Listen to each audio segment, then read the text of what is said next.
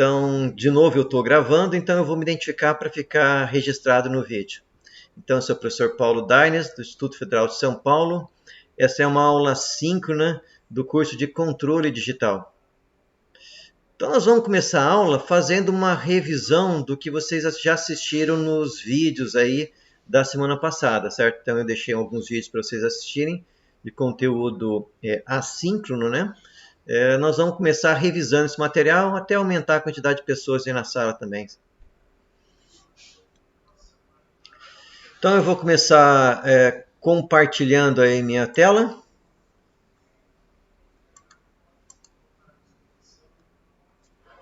Tudo certo com a tela, pessoal? Vocês conseguem acompanhar? Tá jóia. Então, vamos começar aqui com o PowerPoint. Então, nós estamos aí na segunda parte da nossa disciplina, né? A parte que nós vamos começar a analisar projeto realmente de controle digital. Então, vocês já devem ter visto aí, né? A classificação do tipo do sistema.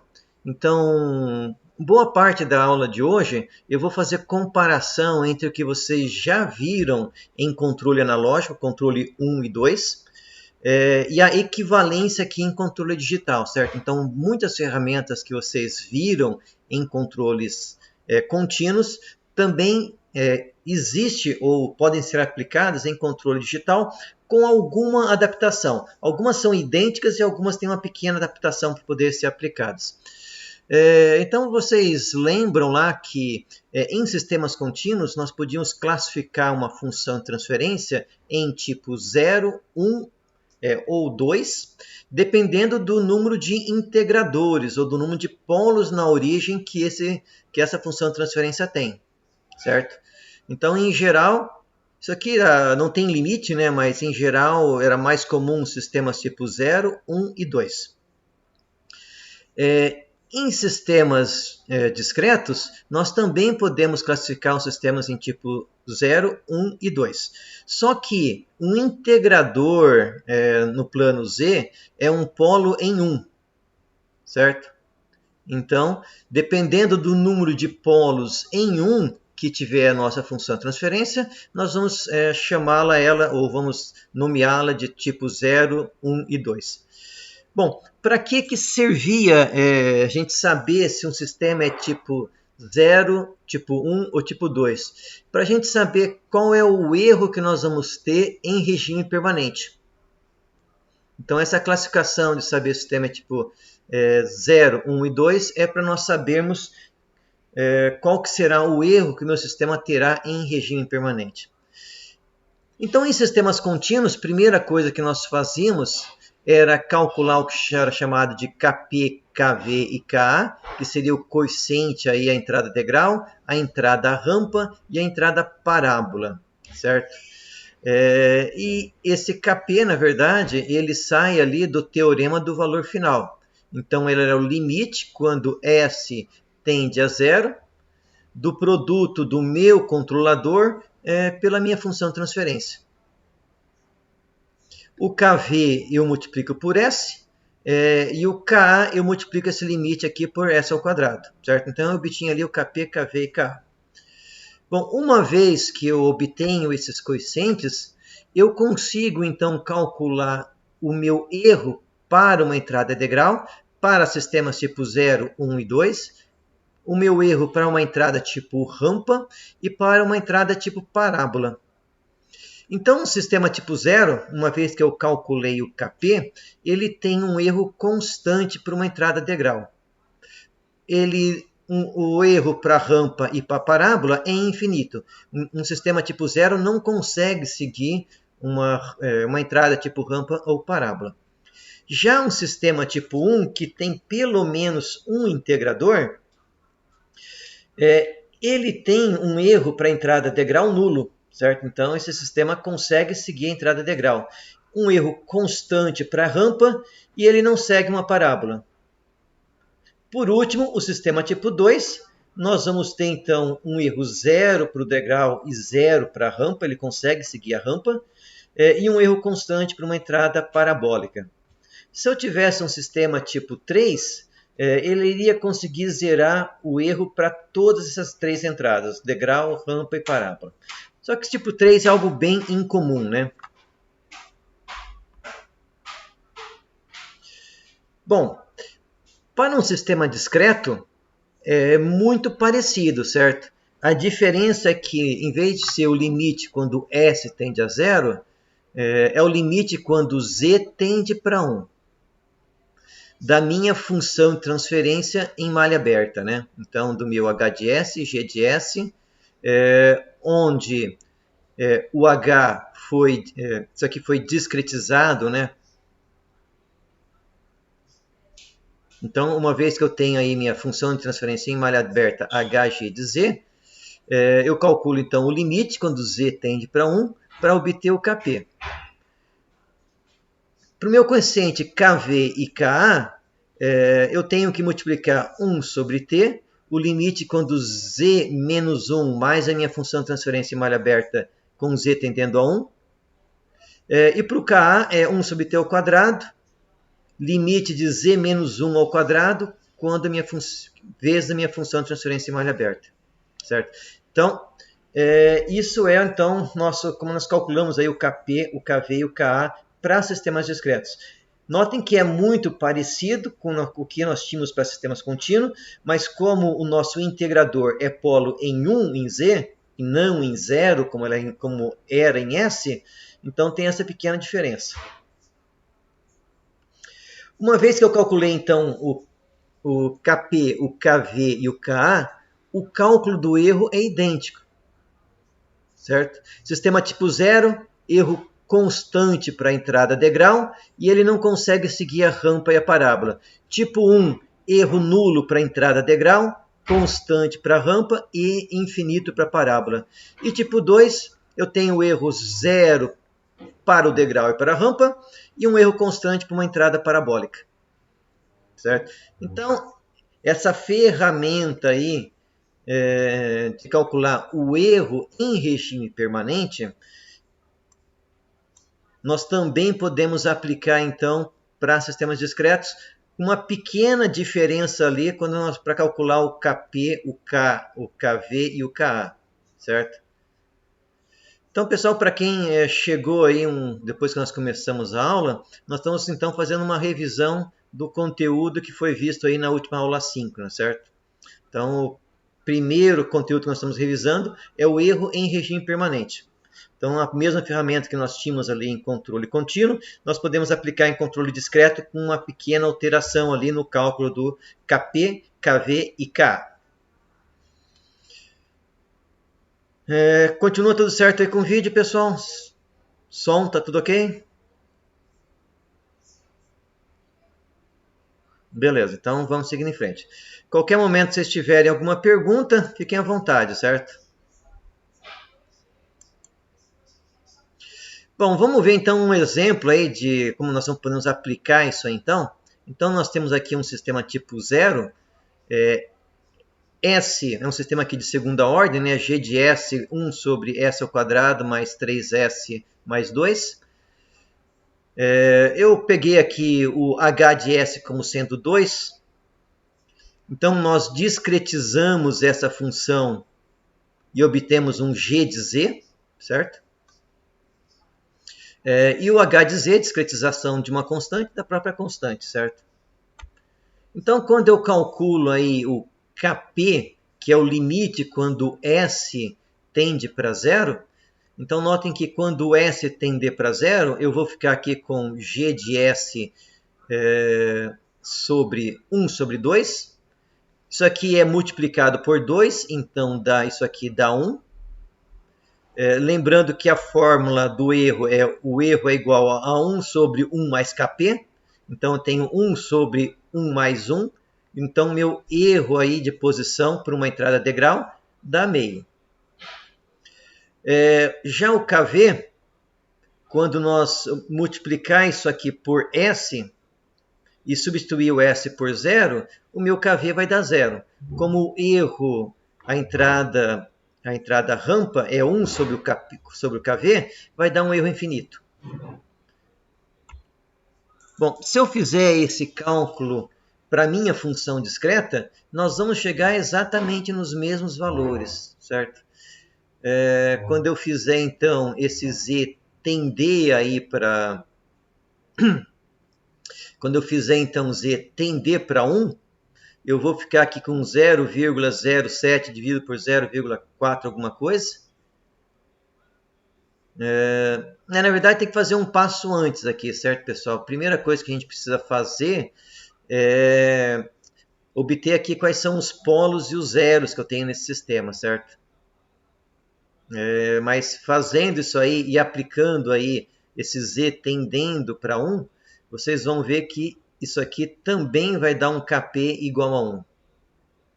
Automaticamente, o erro de posição também é o mesmo. O Kv, como eu estou multiplicando isso aqui por z na menos 1, se eu não tiver nenhum polo aqui em z igual a 1, eu não consigo cortar esse zero e o sistema vai dar zero, certo? Então, meu Kv aqui dá zero, inverto, o erro de velocidade então dá infinito. Graficamente, aqui então eu tenho a resposta ao degrau dos dois sistemas, então eu apliquei aqui um degrau de 1. O meu sistema contínuo em azul, ele dá um pequeno sobresinal, depois estabiliza. O sistema discreto também dá um sobresinal um pouco maior, depois estabiliza em 0,5.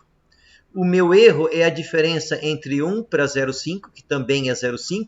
Então, para ambos os sistemas, em malha fechada, eu tenho um erro em regime igual a 0,5. Certo? Para os meus dois sistemas, então, deu um erro aí em regime de 0,5. Para a entrada rampa, então agora, em vez de aplicar um degrau, eu apliquei uma rampa unitária. Então, notem que o meu sistema contínuo também responde como uma rampa, mas notem que o erro, a diferença entre essas duas rampas, está aumentando cada vez mais, certo? Ou seja, esse erro vai tender a infinito. Meu sistema discreto, ele vai dando degraus aqui, certo? E vai acompanhando o meu sistema contínuo em degraus. O seu erro também vai tender para infinito. Então, nós vimos aí dois casos, certo? Onde nós calculamos aí o erro em regime permanente, né? Para a entrada degrau e também para a entrada rampa. Para um sistema tipo 0. Vamos ver agora um sistema tipo 1. Então, eu peguei o mesmo sistema anterior e multipliquei por S aqui, certo? Para que nós tivéssemos, então, um integrador aqui no meu sistema. Transformando esse sistema em tipo 1. Sistema de terceira ordem, tipo 1. Também discretizei essa planta utilizando o zero ordem hold, né? Então eu obtive aqui esse resultado. Sistema de terceira ordem também. O processo de discretização completou aqui 2 zeros, né? Para manter meu sistema, o grau relativo como sendo 1. Agora eu estou dizendo que o HS é 1, tanto em Z tanto em S quanto Z. Quando nós formos calcular aqui o meu constante de posição, né? Como eu tenho esse S multiplicando toda a minha função de transferência, isso aqui vai dar zero embaixo, que dá infinito. Então, meu Kp é infinito. Automaticamente, o erro de posição vai ser zero.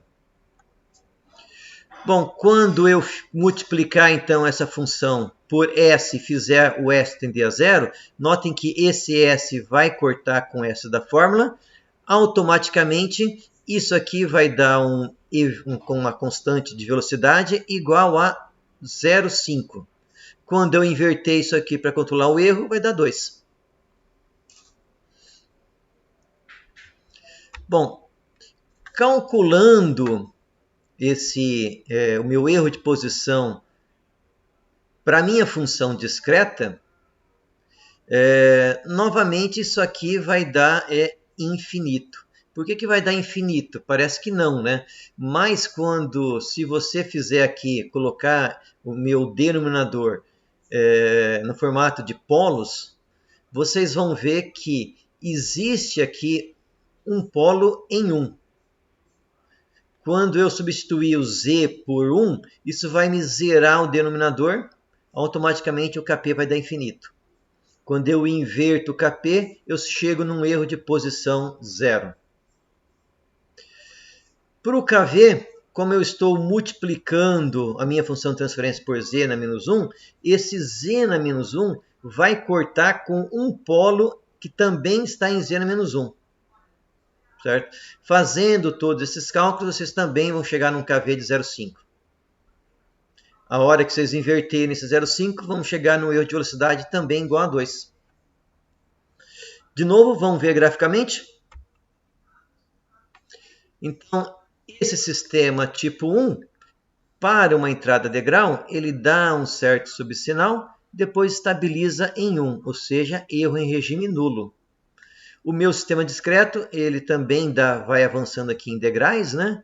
Dá um sobresinal um pouco maior, um afundamento aqui também maior, mas também vai estabilizar e chegar a um erro em regime 0. Certo? Então, minhas duas funções, tanto a contínua quanto a discreta, tem um erro para um sistema tipo 1, né? Tem um erro em regime nulo. Vamos ver para uma entrada degrau, obviamente, né? Vamos ver agora uma entrada em rampa. Então, notem que eu apliquei aqui uma rampa, certo? Na entrada do sistema. O meu sistema contínuo, ele atrasou um pouco, né? Depois ele começou aqui a seguir a rampa com a mesma inclinação. Então, notem que essas duas têm a mesma inclinação, só que o erro é constante. Certo? O meu sistema ele segue a rampa, só que ele não consegue zerar o erro, certo? Então, o sistema tipo 1, ele não consegue zerar o erro para uma entrada rampa, mas o erro não tende para infinito, certo? Ele tende para um valor constante, e esse valor é igual a 2 unidades. Porque nós calculamos, certo? Por isso que eu sei. O meu sistema discreto, ele também segue aí a minha rampa, mas também sempre com uma certa diferença, certo? Então, vai seguindo aí em steps, né? Seguindo também a minha rampa, minha entrada em rampa. Então, o erro não tende a finito, mas também ele nunca consegue zerar esse erro.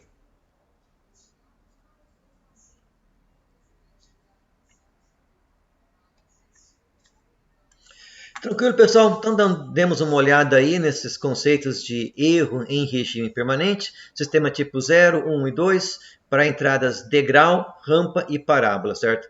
Bom, para que serve isso para quem está assim, trabalhando com controle, né? Bom, se eu quero zerar o erro em regime permanente, para uma entrada degrau, meu sistema tem que ser tipo 1.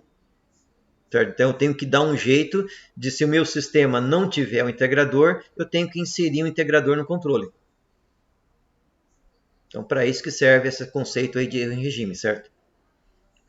Se o meu sistema, se eu quero zerar o erro para uma entrada rampa, eu preciso ter 2 integradores em malha aberta no meu sistema. Tranquilo até aqui, pessoal? Nenhuma dúvida? Então, vamos seguindo.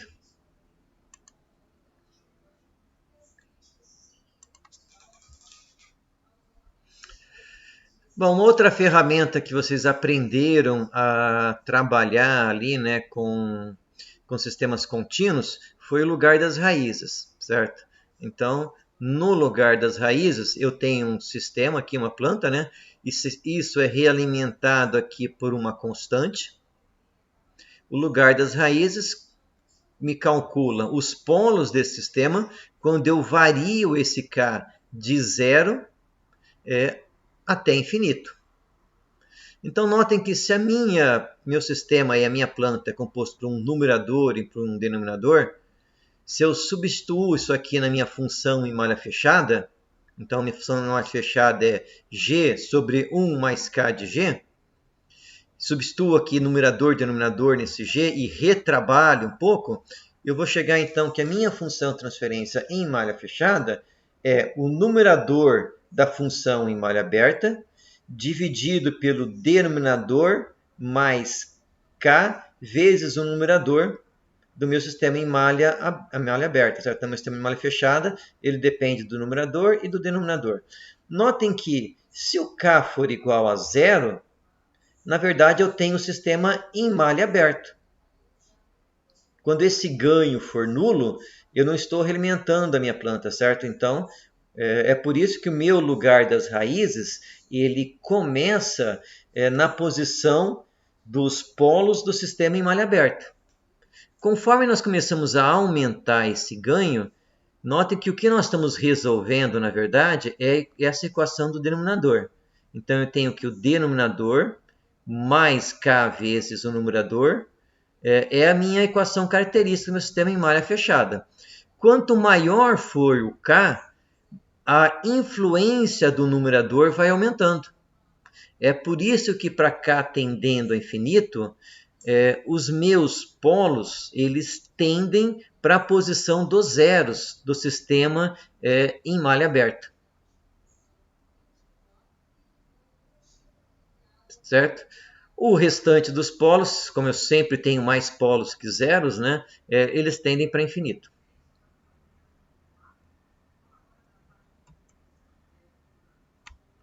Bom, para o meu sistema discreto, é exatamente a mesma coisa. Certo? Então, o meu sistema em malha fechada, ele vai ser o numerador do sistema em malha aberta, dividido pelo denominador mais k vezes o numerador do meu sistema em malha aberta. Então, como nós estamos resolvendo essa equação característica, para k igual a zero, eu tenho meus polos na posição dos polos do sistema em malha aberta. Conforme eu aumento o k, os meus polos tendem para a posição dos zeros, que são as raízes do numerador. Então, exatamente igual, certo? A diferença vai estar, então, na interpretação aí, do plano Z em relação ao plano S, certo? Vamos ver que estão algumas funções aí, certo? Então, aqui eu tenho uma função de segunda ordem, tem dois polos, né? E é um sistema tipo zero. Um polo está em 1 e o outro polo está em 2. Como nós não temos nenhum zero, né? Conforme então eu aumento o K, o meu ganho da realimentação, esses meus dois polos eles se aproximam aqui na posição 1,5, se encontram aqui. Se eu continuar aumentando esse ganho K, esses polos eles vão se afastar para mais ou menos infinito. E notem uma coisa aqui importante, certo? Esse meu sistema contínuo, por mais que eu aumente o ganho K, esses polos eles nunca vão passar para o lado esquerdo do plano complexo. Conforme eu aumento o ganho, eu vou diminuindo o amortecimento, ou seja, meu sistema ele vai oscilar mais. Mas esse sistema aqui nunca fica estável mesmo com um ganho infinito. Mesmo realimentado, né, com um ganho quase infinito. Ele vai oscilar bastante, mas não fica instável. Então, esse é meu sistema contínuo. Discretizei esse sistema e, de novo, plotei o lugar das raízes. Só que agora eu estou usando o comando zgrid para me traçar o círculo unitário, as linhas de amortecimento constante e as minhas linhas aqui de frequência natural constante. Como o meu processo de discretização ele me insere um zero, então desses dois polos, de novo, agora eles estão na posição aqui, é um pouco difícil de enxergar, tá? Mas eu acho que é 0,15 e 0,3 alguma coisa. Eu devia ter anotado esses valores desses polos. Esses dois polos eles se encontram. Depois eles vão se afastando, então notem que eles não se afastam em duas retas, porque retas no meu sistema contínuo, elas não são retas no meu sistema discreto, certo? Você lembra o mapeamento que nós fizemos do plano S para o plano Z? Então, isso aqui não segue aquela regra de se afastar aqui em retas assintóticas, certo? Bom, esses dois polos eles vão se encontrar aqui na extremidade oposta do meu círculo unitário. Um deles vai tender para esse zero e o outro vai tender para menos infinito. Agora, notem uma coisa muito importante aqui que difere do sistema discreto. Se aumentar demais o ganho do meu sistema discreto, uma hora esse sistema vai ficar instável e esse polo vai sair do círculo unitário. Então, o mesmo sistema contínuo, que por mais que eu aumentasse o ganho, nunca ia ficar instável, o sistema discreto equivalente tem um limite aí para ficar estável, certo? Como todo sistema discreto, em geral, ele tem um grau relativo igual a 1, então praticamente todo sistema discreto, se eu aumentar demais o ganho, ele vai tender a ficar instável. Certo, pessoal? Então, a primeira diferença aí que nós estamos encontrando aí, primeira não, né? Mas uma diferença significativa que nós estamos encontrando entre sistemas contínuos e discretos é que nós temos que tomar cuidado aí para não aumentar demais o ganho em sistemas discretos, certo? Porque se eu aumentar demais esse ganho, o meu sistema vai ficar instável. Apesar do sistema contínuo equivalente, do qual aquele sistema foi discretizado, nunca ficar instável. Por mais que se aumente o ganho K. O sistema discreto, isso geralmente não vai ocorrer, certo? O sistema discreto, se aumentar demais o ganho, ele vai ficar instável. E que valor que é esse ganho? Bom, se eu fosse ali no MATLAB, né, com o rootlocks, bastava eu colocar o cursor aqui exatamente na posição onde o meu sistema, o polo sai do círculo unitário, e eu teria o valor do ganho.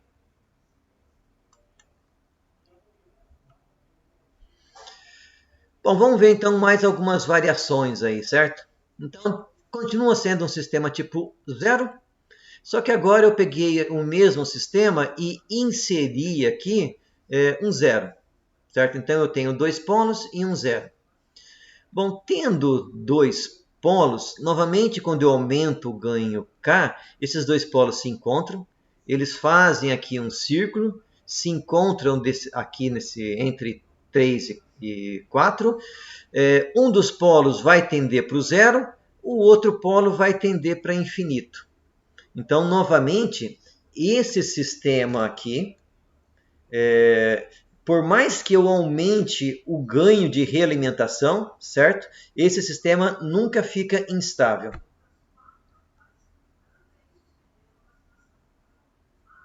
Certo? Porque eu não tenho nenhum polo que está tendendo para o lado direito do plano complexo em S. Então, esse sistema contínuo nunca fica instável. Vamos então ver o sistema discreto equivalente. Então, nós discretizamos aquela função em S e, de novo, eu tenho aqui 2 polos e um 0, certo? O comportamento, então, é parecido com o que eu já tinha. Conforme eu aumento o ganho, meus polos saem da posição do meu sistema em malha aberta, os 2 polos se encontram, fazem um pequeno círculo aqui, se encontram no lado oposto, um polo tende para o zero, o outro polo vai tender para menos infinito, certo? Mas uma coisa importante de novo, em sistemas discretos, um sistema estável é aquele cujos polos estão dentro do círculo unitário. Nós já comentamos isso em aulas anteriores. Aqui eu tenho um polo que sai do círculo unitário se eu aumentar demais o ganho de realimentação. Então, mais uma vez, um sistema que seu sistema contínuo nunca ficava instável, o sistema discreto, se aumentar o ganho demais, ele vai ficar instável. Certo? Aqui uma diferença bem importante para quem for projetar aí controles discretos, certo? Controles digitais.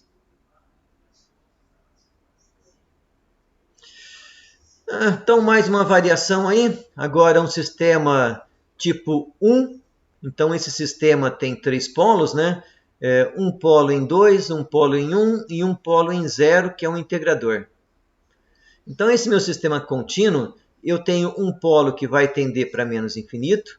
Esses outros 2 polos, eles se encontram e tendem aqui também para para infinito, certo? Mas eles tendem de forma assintótica, certo?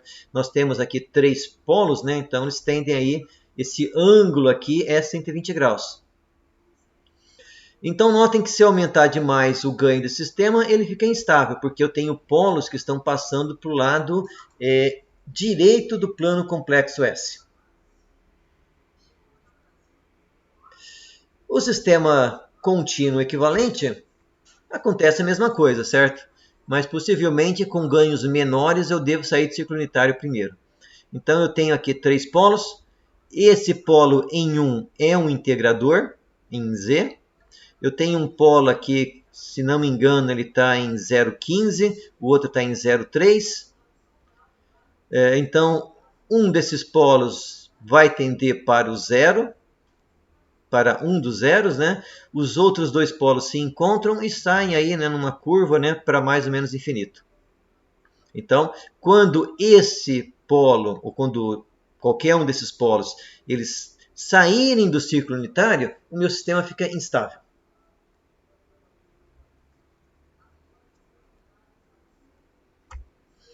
Uma última variação, agora eu tenho um sistema tipo 1, mas eu inseri aqui um zero, certo? Então, tenho 3 polos e um zero, então o polo que está em 2, ele tende para o zero que está em 2,5, os polos que estão em 0 e 1, eles tendem a se encontrar, e sair aí assintoticamente para mais ou menos infinito, certo? De novo, esse sistema contínuo nunca fica instável, certo? Ele pode, se aumentar o ganho demais, eu vou diminuir o amortecimento e o sistema vai oscilar, mas ele nunca vai ficar instável. Já o meu sistema discreto, então notem que então também tenho 3 polos e um zero, então um dos polos vai tender aqui para o zero, os outros 2 polos vão se encontrar e sair aí nessa meio círculo aí, né, nesse círculo aí. Então, quando eu aumentar demais o ganho e esses polos saírem do círculo unitário, o meu sistema fica instável, apesar do sistema contínuo equivalente nunca ficar instável.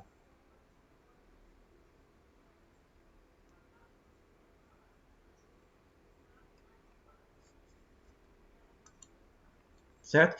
Então nós vimos mais uma ferramenta que também serve para nós assim, dimensionar controladores, principalmente para ajustar o ganho ali na realimentação. Então, se eu sei que se eu posicionar os polos numa posição da curva com amortecimento 0,9, por exemplo, eu sei que meu sistema praticamente não vai ter sobressinal, certo? Então, dependendo aí eu posso então usar o lugar das raízes para ajustar esse ganho, certo? E posicionar os meus polos numa dada coeficiente de amortecimento e numa dada frequência de resposta natural. Tranquilo até aqui, pessoal? Então, mais uma ferramenta que vocês conheciam ali em sistemas discretos, né? Em sistemas contínuos, digo, que dá para utilizar em sistemas discretos. A diferença é que existe uma diferença de interpretação do plano, certo? Mas a ferramenta é a mesma. Pergunta, dúvidas, pessoal? Então vamos seguindo. Vamos ver agora então o diagrama de Bode. Então, nós temos aqui o diagrama de Bode. Eu tenho aqui um sistema de primeira ordem, né? Com S igual a 1, ou seja, meu polo está em menos 1. Quando eu discretizo esse sistema com 1 segundo, eu tenho essa função de transferência em Z. 0,63 sobre Z menos 0,37. Ok?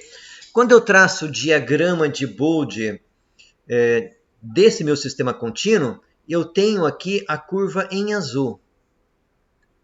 Certo? Então tem a curva aqui em azul. O diagrama de Bode do sistema discreto, ele trunca em uma frequência. Então aqui eu tenho tanto o módulo quanto a fase, certo? Tanto do meu sistema contínuo quanto do sistema discreto. Sistema contínuo em azul, sistema discreto em verde. Então, notem que o meu sistema discreto, ele trunca em uma frequência. Que frequência é essa aqui? É a metade da frequência de amostragem, ou seja, essa é a frequência de Nyquist. Não tem sentido eu traçar o diagrama de Bode do meu sistema discreto para frequências as quais eu estou violando o teorema de amostragem. Mas notem uma coisa, mesmo em situações onde eu não violo o teorema de amostragem, nessa região próxima aqui, a frequência, a metade da frequência de amostragem, a frequência de Nyquist, né, o meu sistema discreto ele vai divergindo do sistema contínuo. Certo? Para regiões para baixas frequências, o diagrama de Bode do sistema discreto e sistema contínuo é igual. Para frequências mais altas, e para nós, frequência mais alta vai ser a metade da frequência de amostragem, então para frequências próximas da frequência de Nyquist, o diagrama de Bode, tanto do módulo quanto da fase do meu sistema discreto, vai divergindo em relação ao sistema contínuo. Então, essa é a principal diferença aí entre o diagrama de Bode de um sistema contínuo e um sistema discreto. O diagrama de Bode de um sistema discreto, ele trunca na metade da frequência de amostragem.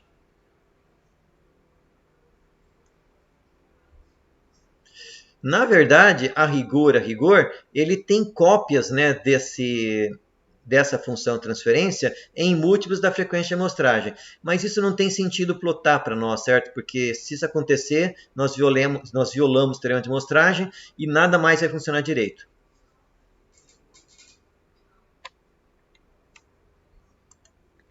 Tranquilo aí, pessoal, na questão do diagrama de Bode? Então, diferença básica é que o meu diagrama de Bode do sistema discreto, ele trunca, certo? E o valor que ele trunca é na frequência de Nyquist, metade da frequência de amostragem. Porque acima dessa frequência eu estaria violando o teorema de amostragem e não faz mais sentido eu traçar o diagrama de Bode. Vamos ver mais alguns diagramas.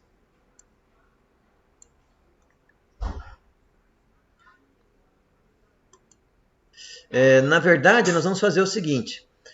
Vamos aumentar a frequência de amostragem. Então, eu aumentei a frequência em 10 vezes. Ou seja, período de 1 segundo é uma frequência de amostragem de 1 Hz. Período de 0,1 segundo é uma frequência de amostragem de 10 Hz. Vou voltar para a situação anterior, certo?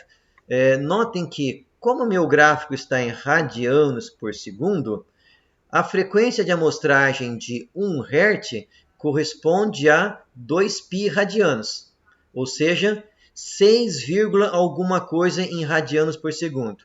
A metade disso é 3 radianos, 3,1 na verdade, né? 1, 4. Então, se 10 na 0 é 1, aqui eu tenho 2, 3. Então, notem que essa frequência aqui está em 3 alguma coisa. Certo? Que é a metade da frequência de amostragem em radianos por segundo. Quando eu aumento essa frequência, então aumentei a frequência para 10 Hz, ou seja, multiplico por 2π, eu tenho essa frequência em radianos por segundo, que dá 61 alguma coisa. A metade da frequência de amostragem vai ser, então, 31. Então, se aqui é 10 na primeira, ou seja, 10, aqui é 20, aqui é 30, então eu tenho minha frequência de amostragem em mais ou menos 31 radianos por segundo. Notem que conforme eu aumentei essa frequência de amostragem, na região do polo, o meu erro diminuiu. Ou ele quase zerou o erro na região do polo, certo?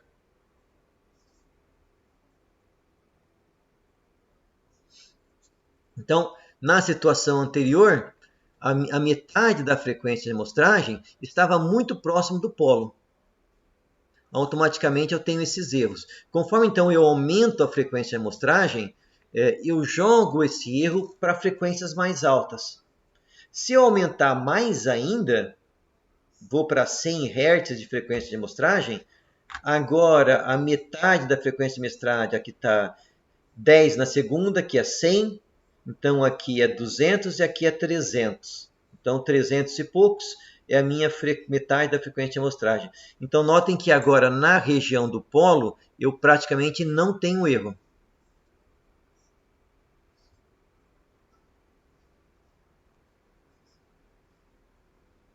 Certo? É por isso que nós não podemos utilizar para discretizar um sistema o teorema de amostragem, certo? Porque se os polos do meu sistema estiverem muito próximos ali da frequência, da metade da frequência de amostragem, eu vou ter um erro em comparação do meu sistema discreto com o meu sistema contínuo. Apesar de eu enxergar o sistema como sendo discreto, quando eu estou projetando o controlador, na verdade eu vou estar controlando o sistema contínuo.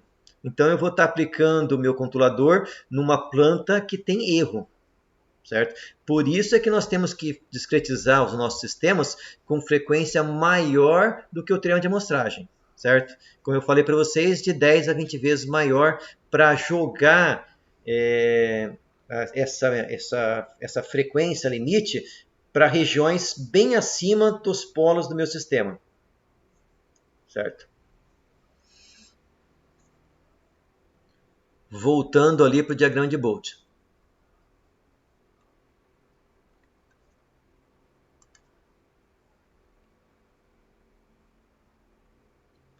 Bom, sistema de segunda ordem. Então esse sistema tem polos aí em -2 e em -1.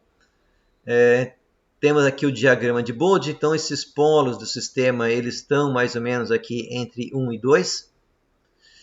Discretizando esse sistema com 1 Hz, a metade da frequência de amostragem está muito próximo desses polos, certo?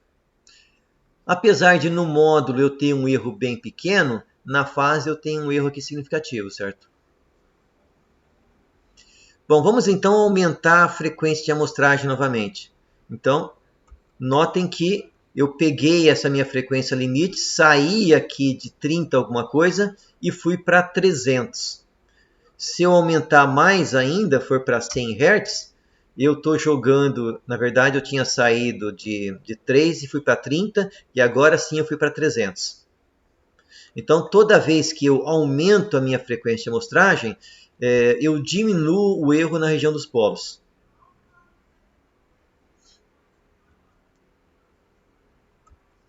Há mais uma variação aqui. Então é um sistema com polos complexos conjugados, então notem que nós não temos amortecimento. Então aqui na frequência dos meus polos, eu tenho um ganho aqui que tende para infinito. De novo, o meu sistema discreto, ele tende aqui para, como se diz, próximo da metade da frequência de amostragem, ele diverge. Essa divergência acontece antes aí no módulo, né? Novamente eu vou aumentar a frequência de amostragem. Aqui tem um erro numérico, certo? Menos 360, ele equivale a praticamente zero, certo? Então ele está um pouquinho abaixo de menos 300, mas é uma falha do MATLAB, eu não sei porque em vez de colocar em zero, ele colocou em menos 360. Mas então esses dois polos, nessa região aqui, é igual, certo? Ambos estão em zero, a fase. Na região aqui dos meus polos, eu tenho uma inversão aqui da fase. Ela vai de 0 para menos 180. E a partir, quando eu me aproximo aqui da metade da frequência de amostragem, de novo, meu sistema contínuo, o seu diagrama de Bode, ele vai divergindo do sistema discreto. Vamos aplicar mais algumas variações aí, certo? Então, colocando também... Aí então eu aumentei um pouquinho mais, né? Então sempre jogando o erro para frequências mais altas. Sistema de segunda ordem, mas com amortecimento. Então exatamente nesse pico aqui está o módulo dos meus polos, mas eles não tendem a ir para infinito, porque eu tenho um certo amortecimento.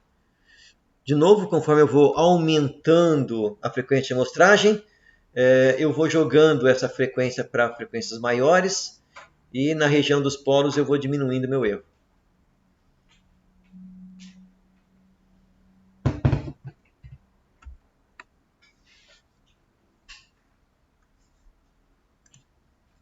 Certo?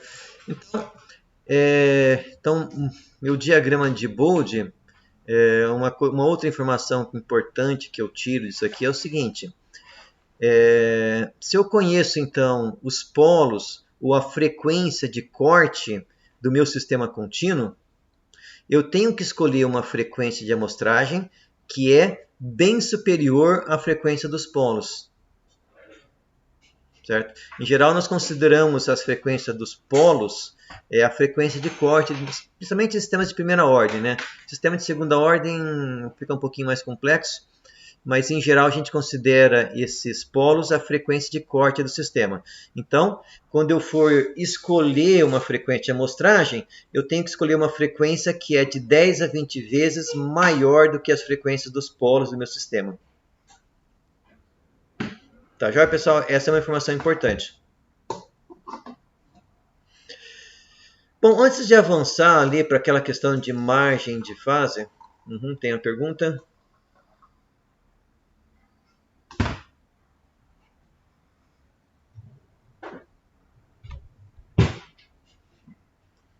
Então, aguardar o colega de vocês perguntarem.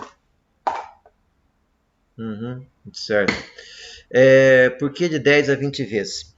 Esse é um valor empírico, certo? O teorema de amostragem diz que teria que ser maior que 2, certo? Mas a gente já viu ali que maior que 2, em aulas anteriores, é pouco. E nós estamos vendo que no diagrama de Bode também é pouco, certo? Se eu tenho a minha frequência de amostragem próxima ao dos polos, vocês vão ver que a gente perde a dinâmica do sistema. Agora, por que 10 a 20, né? Por que não mais, né?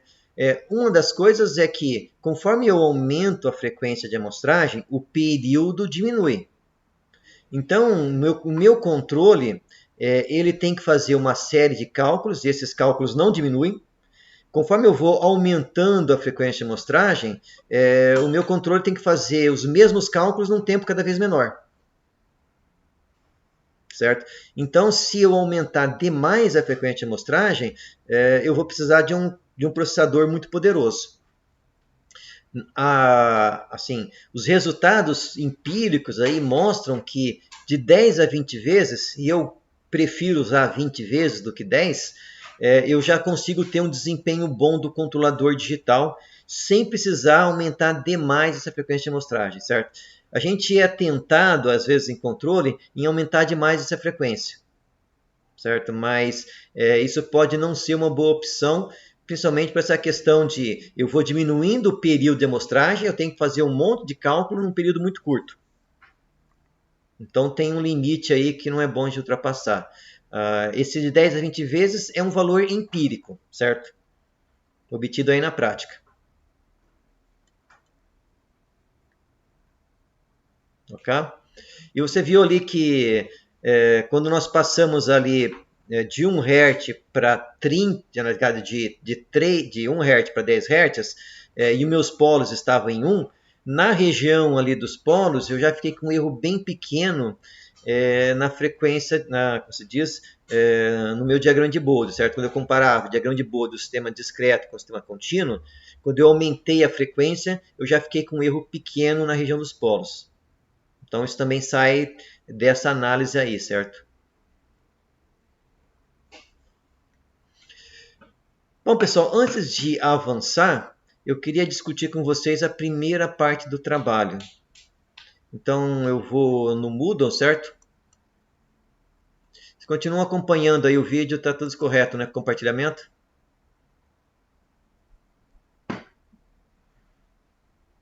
Ok. Então eu vou no Moodle aqui. Então a primeira parte do trabalho, ela está na aba ainda de sinais e sistemas discretos.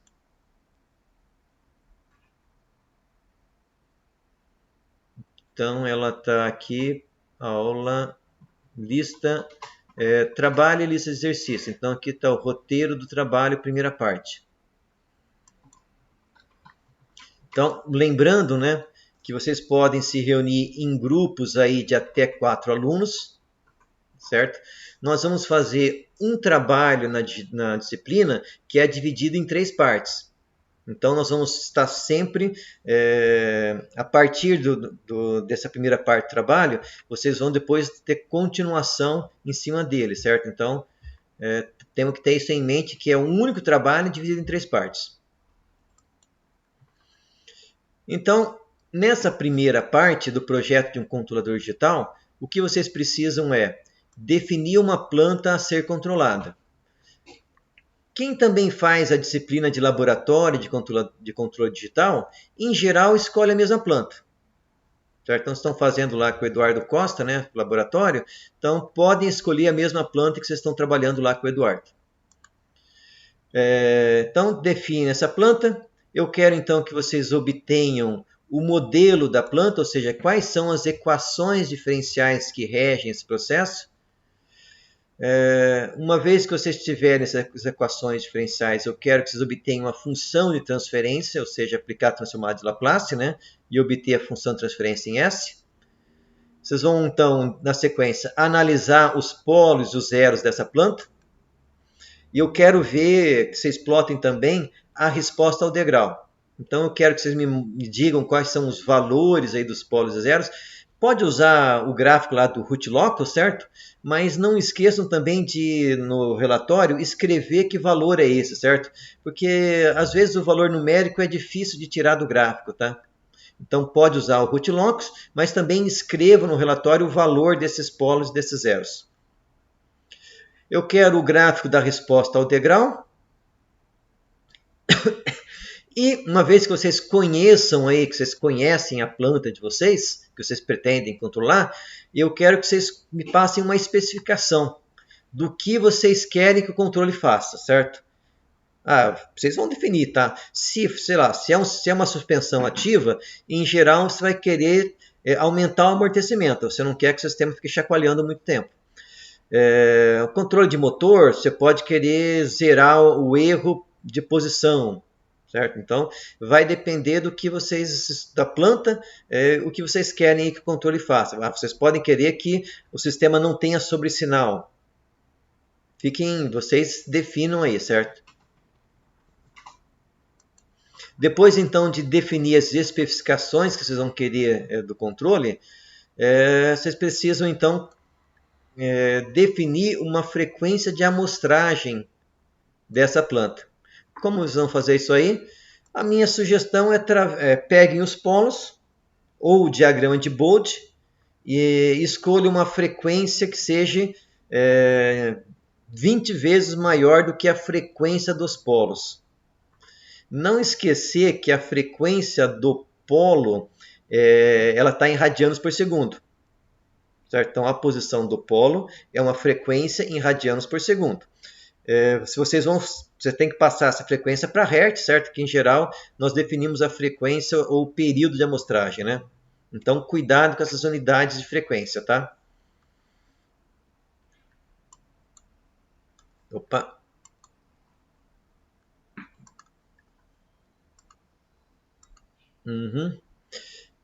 Vocês vão então obter a função de transferência discreta. Nós vamos ver essas funções ainda hoje. E por último, eu quero a análise dos polos e zeros da minha planta em Z, certo? Mesma coisa que vocês fizeram em S, eu quero que vocês também façam em Z. Certo? Então, notem que até aqui nós não estamos projetando nenhum controlador, tá? Nós estamos somente escolhendo, analisando a planta, definindo a frequência de amostragem, discretizando a planta e analisando de novo seus polos e zeros. Dúvida aí, pessoal? Oi?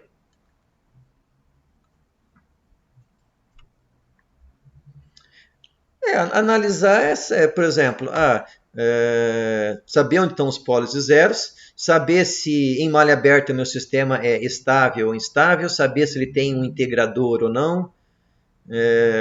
dar uma primeira analisada no comportamento da planta, certo?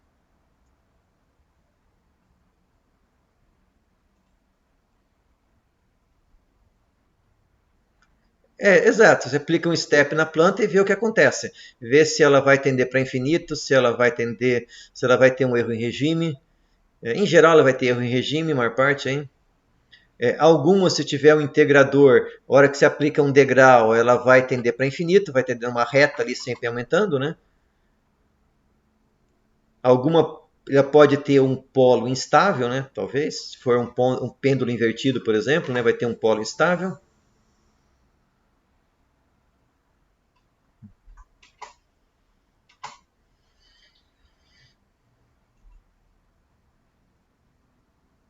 Uhum, mesma análise, mesma análise.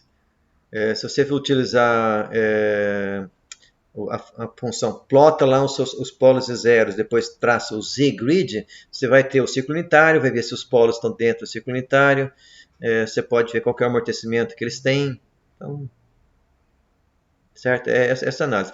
Se vocês escolherem uma frequência de amostragem adequada, o sistema discreto e contínuo vão ter o mesmo comportamento. A diferença é que o sistema discreto vai em degraus, né? E o sistema contínuo realmente é contínuo, né? Vai sem descontinuidade, né?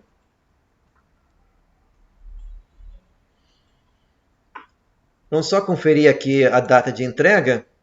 Ela não está aqui, data de entrega. Dia 13 de julho, certo? Vamos ver aqui o calendário. Nós estamos no dia 22. Eu acho que tem 3 semanas. Essa primeira parte do trabalho é bem tranquila, né? Não tem nenhuma novidade aí praticamente. Então, 2 semanas aí para vocês estarem fazendo aí essa primeira parte. Fiquem de olho que depois a segunda e a terceira parte 2 semanas só para entregar cada uma, certo? Depois de entregarem a primeira parte ali, mais 2 semanas é a segunda, mais 3 semanas é a terceira. E na última parte vocês também vão ter que fazer uma apresentação, mais prático aí gravar um vídeo, né? Depois vocês me passam o atalho e o relatório. Dúvidas no trabalho, pessoal? Nenhuma?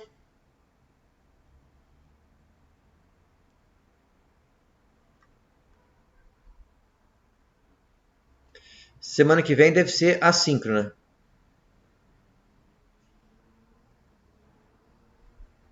Uhum, como sempre, né, nas aulas assíncrona, eu tô online, né, nessa disciplina das 2 às 4, das 2 às 3, para tirar dúvidas, certo?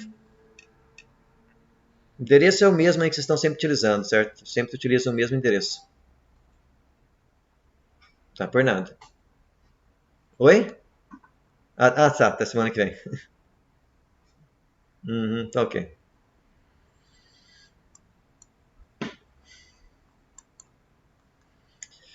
Certo, pessoal? Então vamos ver aí margem de ganho e margem de fase, que é feita em cima do diagrama de Bode. Então, margem de ganho é o ganho da minha função de transferência em malha aberta, né? Quero dizer em malha aberta, onde a fase é mais ou menos 180. Se esse ganho for menor que 1 ou menor que 0 dB, o sistema é estável. Se for maior, o sistema vai ser instável. É interessante, né, na margem de ganho, que eu estou analisando, a mesma coisa do root locus, né? Você está analisando o bode do sistema em malha aberta para chegar à conclusão de como o sistema vai estar em malha fechada.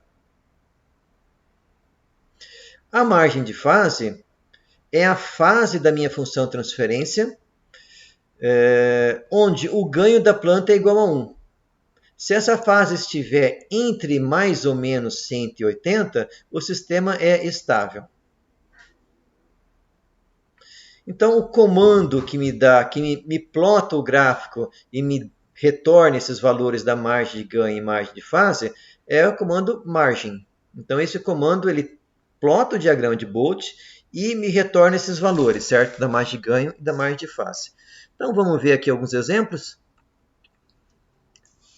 Então aquela primeira função que nós plotamos, que foi discretizada aí com 1 Hz, então eu plotei aqui o margem. É difícil, talvez, que vocês consigam visualizar, talvez esteja um pouquinho pequeno, mas aqui está dizendo que a margem de ganho é 6,7 dB. E isso acontece em 3,14 radianos por segundo, ou seja, a minha fase ela chega em menos 180 exatamente na metade da frequência de amostragem. Então, daqui, desse ponto até aqui, eu tenho 6,7 dB. A minha margem aí de fase, ela é menos 180 graus. Por quê? O meu sistema aqui, ele cruza o zero, possivelmente exatamente numa frequência muito baixa aqui, certo? Então, daqui até menos 180 é 180. Isso acontece em 0 radianos por segundo. Bom, se eu tentasse calcular a margem de ganho e de fase desse sistema contínuo, teria dado infinito para ambos, certo? É um sistema que não fica instável, o sistema contínuo. Bom, o que significa aí esse 6,7 dB, né? Bom, esse ganho em dB, ele é obtido pegando o meu ganho, aplicando o log, multiplicando por 20, certo?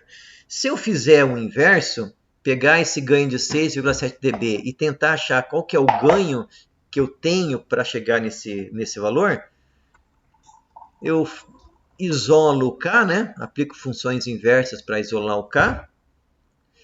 Quando eu aplicar ali 6,7 em dB, eu vou chegar que o meu ganho é igual a 2,16.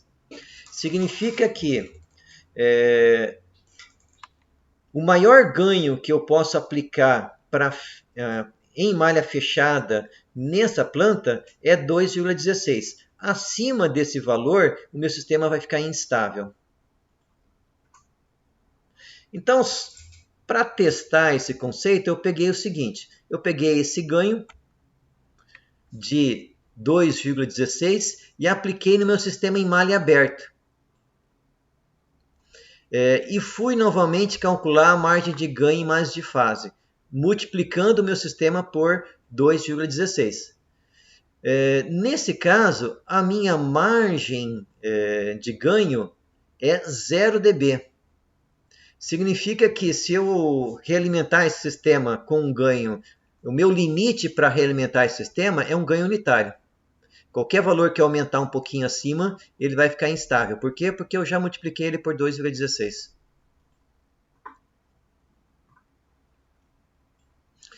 Vamos ver como que é a resposta disso aí ao degrau, certo?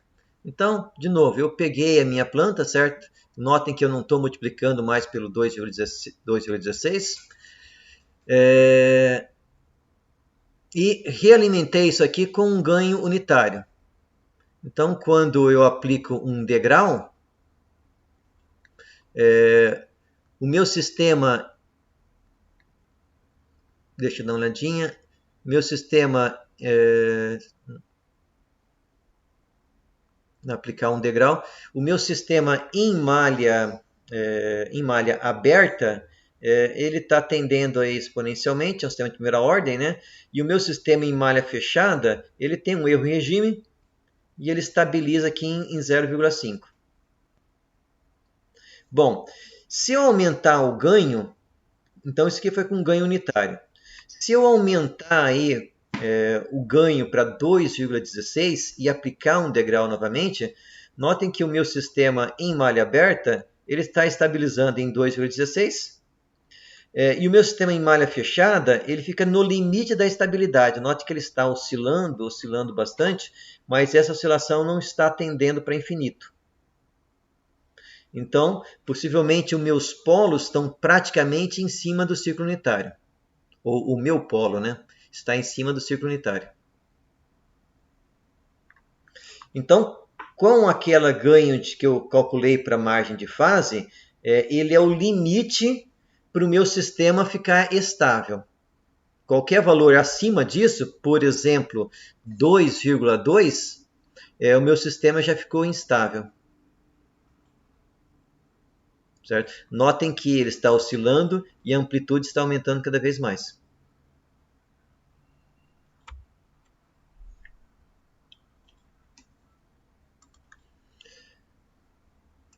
Tranquilo então, pessoal. Então, margem de fase e margem de ganho, ele é idêntico ali ao que eu tenho, então, para sistemas contínuos. Só que, para sistemas discretos, a diferença é que o diagrama de Bode é um pouco diferente, né? Ele trunca ali na metade da frequência de amostragem, mas o conceito é o mesmo, certo? A margem de ganho me fornece o maior ganho que eu posso aplicar no meu sistema em malha fechada para não deixar o sistema instável. Então, de novo, eu analiso o diagrama de Bode do sistema em malha aberta e tiro a conclusão qual que é o maior ganho que eu posso aplicar para fechar a malha.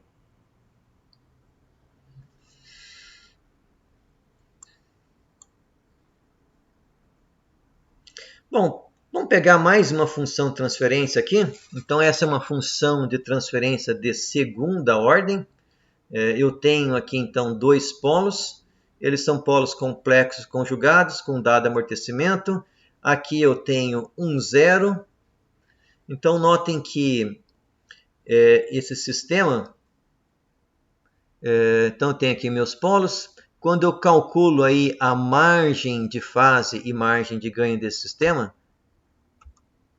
ele me retornou aqui, está um pouquinho pequeno, né? 18,1 para a margem de fase e 29 graus para minha 18 para a margem de ganho e 29 para a margem de fase. Então, onde que está essa margem de ganho? Eu vou aqui onde a minha fase cruza 180 graus, venho aqui e vejo a diferença da minha função de transferência para zero, né? Então, daqui até aqui tem 18 dB.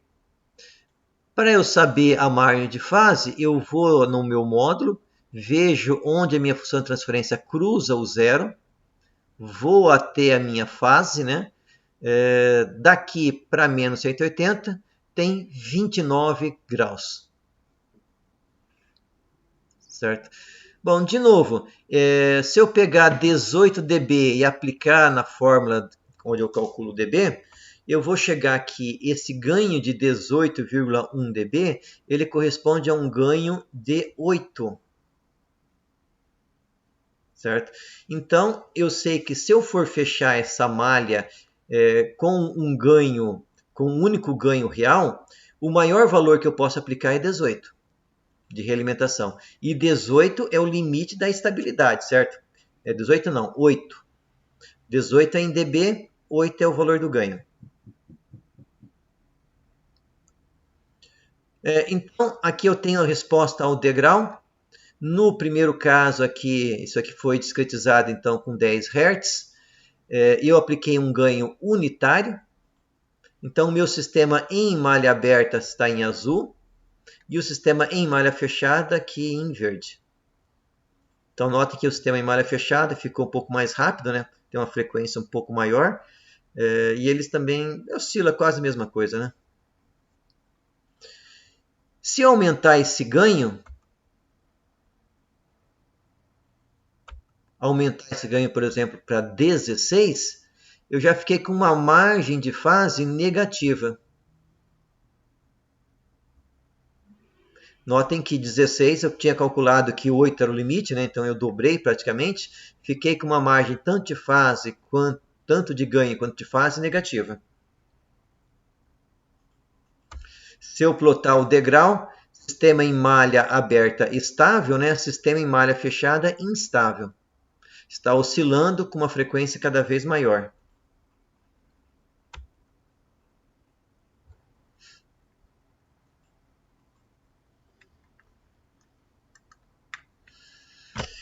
Certo, pessoal? Então, margem de fase aí que a gente pode estar utilizando aí para fazer projetos, certo? Ele serve, então, a primeira informação que a gente tira é qual o maior ganho que eu posso aplicar no meu sistema para que ele não fique instável. Essa informação é exatamente aquela no root locus que você vai e vê qual que é o valor do ganho quando o meu polo sai do ciclo unitário, certo? Vai dar o mesmo ganho. Só que margem de fase me dá o ganho em dB, certo?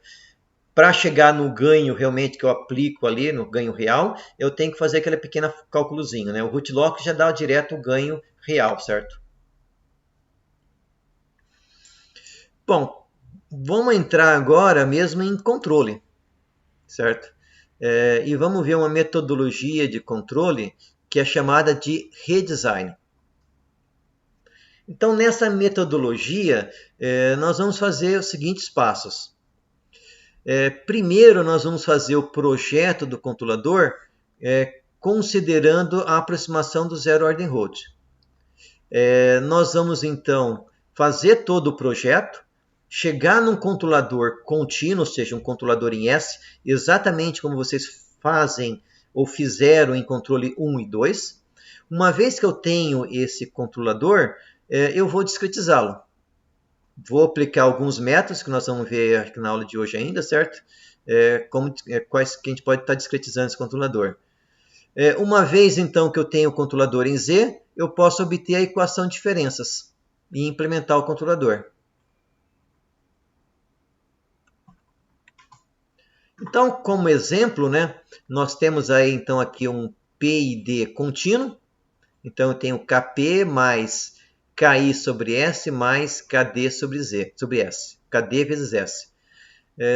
Se eu retrabalho um pouquinho mais isso aqui, eu chego nessa equação, certo? Então, é Kd S ao quadrado, Kps mais Ki, tudo isso sobre S. O controle discreto equivalente a esse PID é um sistema de segunda ordem, eu tenho um numerador de segunda ordem e eu tenho aqui dois polos em Z, certo? Um que é o integrador, que é um polo em 1, e um outro é um polo em infinito. Aqui tem outro exemplo, controle de avanço ou atraso de fase. Então, nesse controle avanço atraso de fase, o controle em Z equivalente tem exatamente a mesma forma, certo? Um zero e um polo e um ganho. Exatamente igual em S. Bom, a diferença, pessoal, é que o K2 ele não é o KD, o K1 não é o KP e esse K0 não é o KI, certo? Nós vamos ver isso ainda hoje, certo? Então, voltando aí no redesign, né?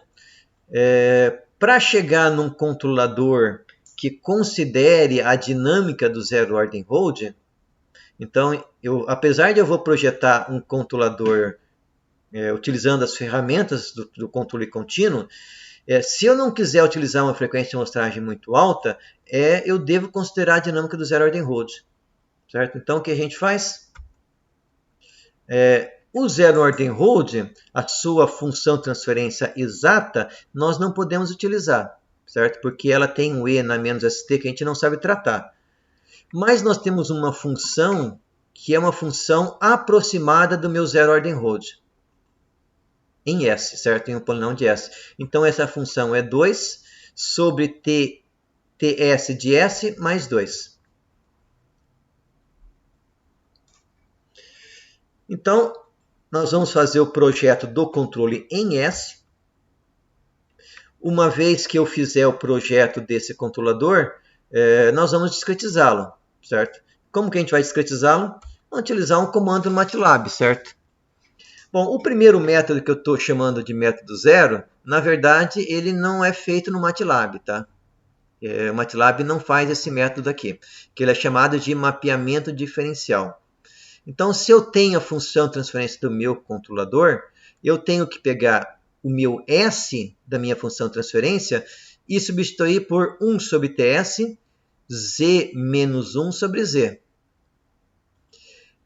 Em geral, a ordem do meu controle vai ser no máximo de segunda ordem, certo? Então, não é um trabalho tão grande fazer isso aqui, certo? Se eu tivesse um controlador de terceira ordem, se eu elevar isso aqui a terceira ordem, dá um pouquinho de trabalho, né? Não é o fim do mundo, mas dá um pouco de trabalho. Então, a desvantagem desse método é que não tem um comando no MATLAB que o executa. Certo? Isso aqui tem que ser feito, se eu quiser, eu tenho que fazer na mão. Então, eu projetei o meu controlador, cheguei no meu controlador em S. Nosso próximo passo nesse método do redesign é obter o controlador em Z, substituindo meu S por essa definição. Certo?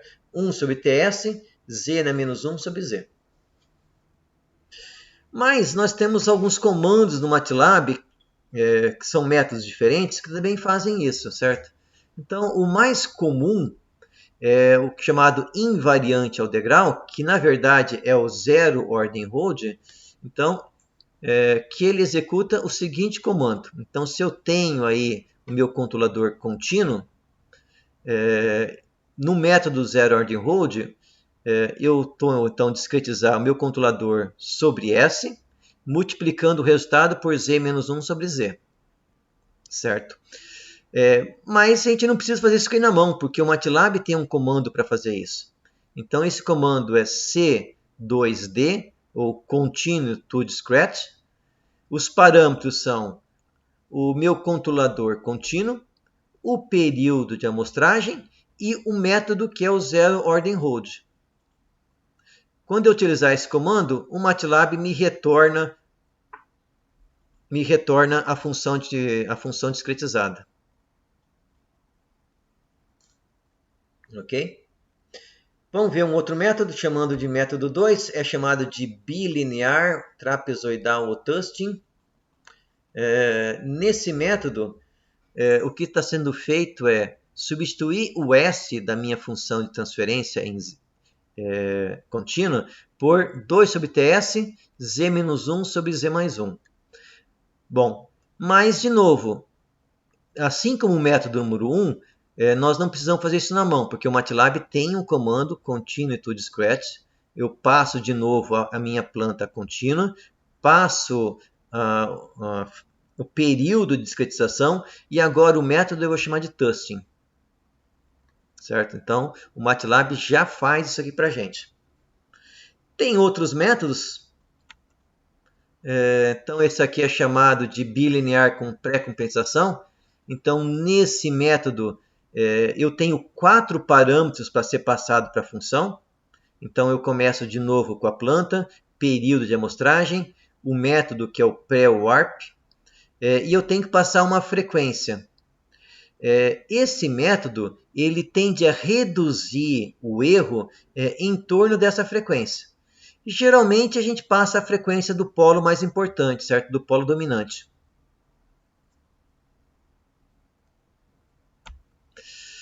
Mais um mapeamento, chamado de mapeamento de polos em zeros. Então, nesse método, ele pega cada zero e cada polo da minha função transferência, aplica lá o E na menos STS e descobre a posição equivalente no plano Z. Certo? Para cada um dos meus zeros e cada um dos meus polos. Nesse método, o ganho, como eu mapeei polos e zeros, o ganho K ele vai ter que ser ajustado manualmente. Então, esse método aí é semi-automático, né? Ele me mapeia os polos e zeros, mas o ganho eu vou ter que ajustar depois. Então, MATLAB, Continue to Discrete, função de transferência em S, período de amostragem e a função match. Deixa eu ver se tem mais um método. O MATLAB tem mais alguns métodos lá, certo? Também tem, se não me engano, resposta ao impulso. Então tem mais alguns além desses que eu passei para vocês. Mas vamos ver um exemplo, certo? Então, para não ficar assim tão abstrato, vamos pegar um exemplo ali de uma planta e vamos fazer um projeto utilizando essa metodologia do redesign. Joia, pessoal? Tudo certo com o vídeo com áudio ainda?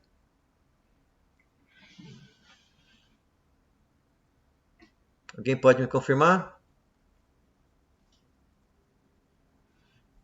Tá joia. Então vamos voltar.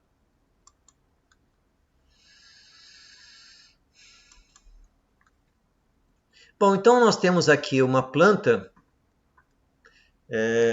Essa planta, então, ela tem dois polos complexos conjugados.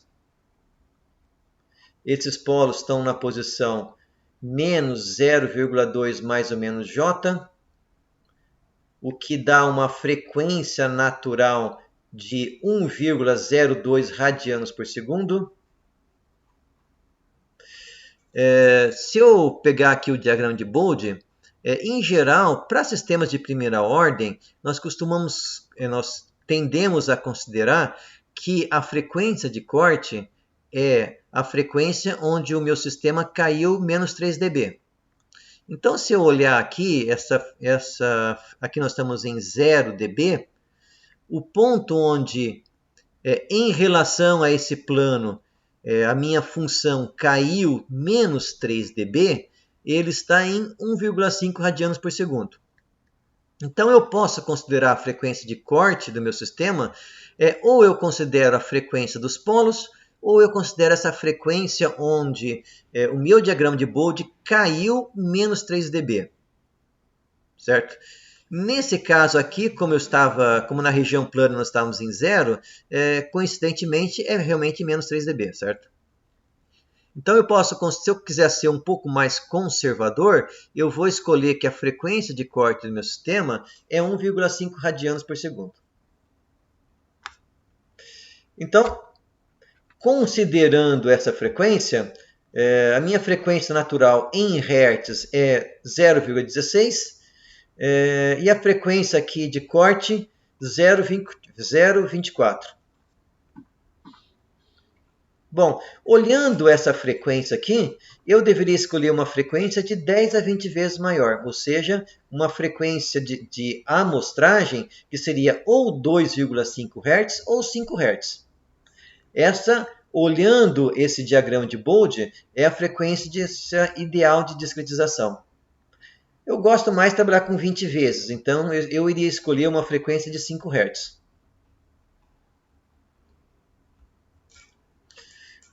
Bom, então eu conheço a minha planta contínua, conheço a posição do polo, sua frequência natural, frequência de corte.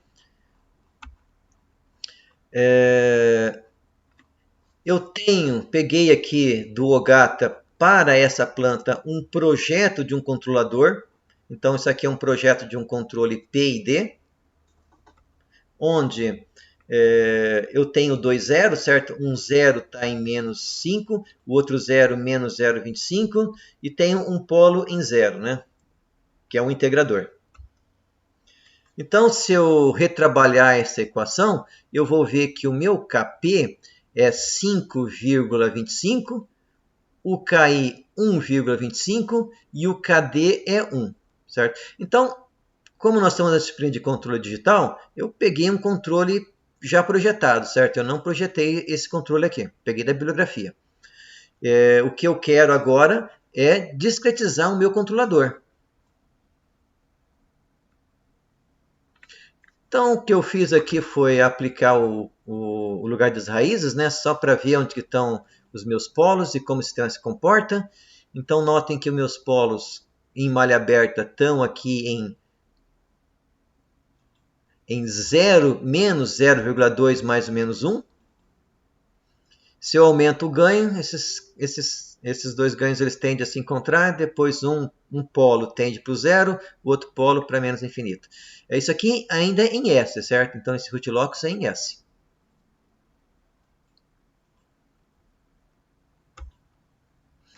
Bom, a minha planta em malha aberta é esse sinal em azul. Então, se eu aplico aqui um degrau nessa planta em malha aberta, ela oscila e vai estabilizar aqui num valor um pouco abaixo de 1.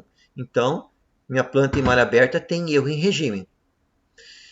Se eu fecho a planta com esse controlador projetado e de novo aplico um degrau, esse controlador ele reduz o pico, certo? Então, o meu sobresinal reduz e ele oscila menos também, certo? E também não vai ter erro em regime, isso aqui vai estabilizar em 1. Então, meu controlador ele diminuiu a oscilação, fez com que o meu sistema estabilizasse mais rápido e também eliminou o erro em regime. Meu controlador fez essas 3 coisas. Vamos agora, então, discretizar esse controlador. Então, para eu discretizar esse controlador, eu estou usando o método de Euler, que a gente viu na primeira parte da matéria. Eu vou detalhar como chegar nesse beta 0, beta 1 e beta 2, certo? Notem então que os meus coeficientes KD, KP e KI, eles ficam diluídos dentro dos meus coeficientes da minha equação discreta. E eles também dependem do período de amostragem, certo? Toda vez que eu mudar o período de amostragem, eu vario esses coeficientes. A gente já viu isso, certo?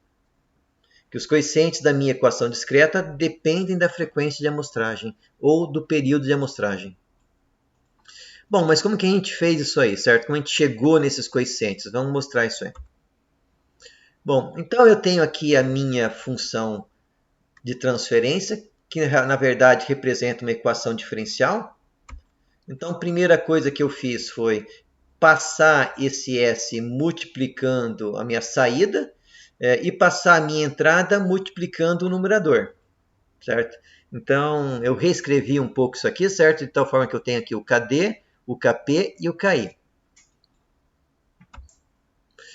Bom, quando eu tenho S multiplicando a minha variável, isso aqui é uma derivada, certo?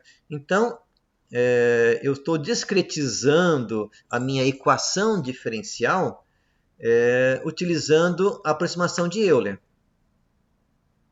Então, eu tenho aqui o S, isso aqui representa uma derivada, ou seja, U de K menos U de K menos 1 dividido por TS.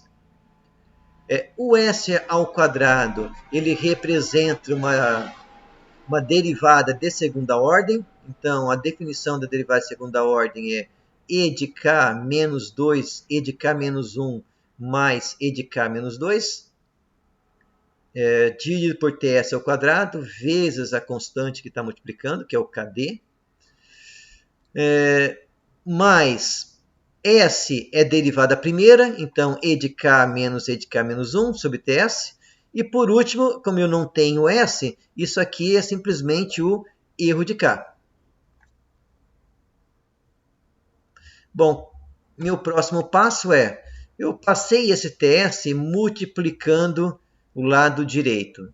Então, aqui eu vou eliminar o T ao quadrado, aqui eu vou eliminar o TS, e aqui vai ficar multiplicado, o KI vai ficar multiplicado por TS.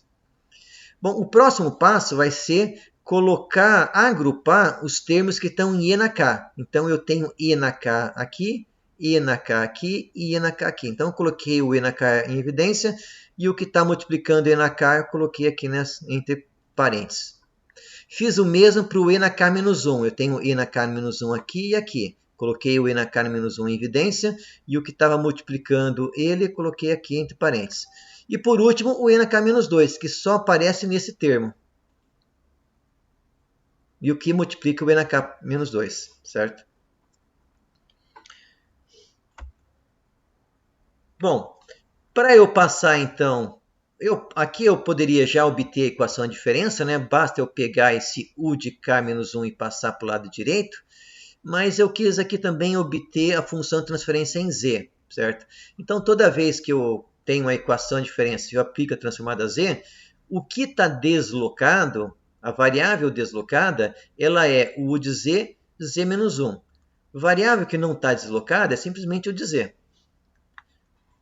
Aqui, então, eu tenho o E de Z, aqui eu tenho E de Z na menos 1, e aqui E de Z na menos 2. Então, o beta 2 é KD sobre TS.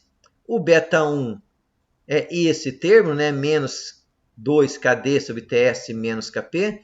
E por último, aí o beta 0, né? Um pouco mais complicado.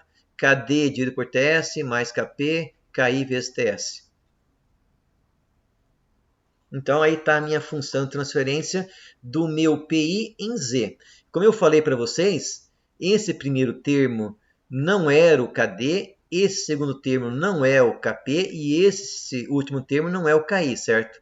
Esses três coeficientes eles estão diluídos e misturados, né, no beta 0, beta 1 e beta 2. E também o TS também está aí junto, né?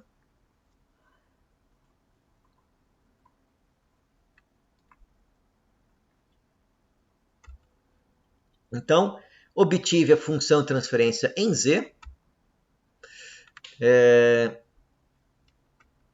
eu só ver uma coisa aqui.